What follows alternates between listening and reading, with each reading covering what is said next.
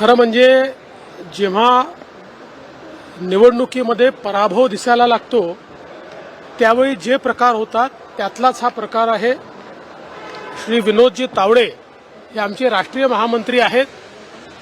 ते त्या ठिकाणी केवळ कार्यकर्त्यांना भेटायला गेले होते आणि कुठलाही पैसा त्यांच्याजवळ सापडलेला नाही, कुठल्याही ऑब्जेक्शनेबल गोष्टी त्यांच्याजवळ सापडलेल्या नाहीत, उलट त्यांच्यावरच हल्ला झालेला आहे।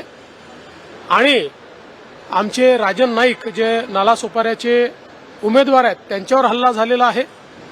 त्यामुळे एकूणच ही जी काही महाविकास आघाडीची इकोसिस्टम आहे, या इकोसिस्टमने जो उद्याचा दिसणारा पराभव आहे तो कव्हर करण्याकरता कव्हर फायरिंग केलेला आहे।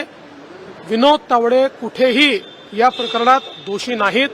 त्यांनी कुठलेही पैसे नेले नाही, कुठलेही पैसे वाटले नाही, कुठलेही पैसे मिळाले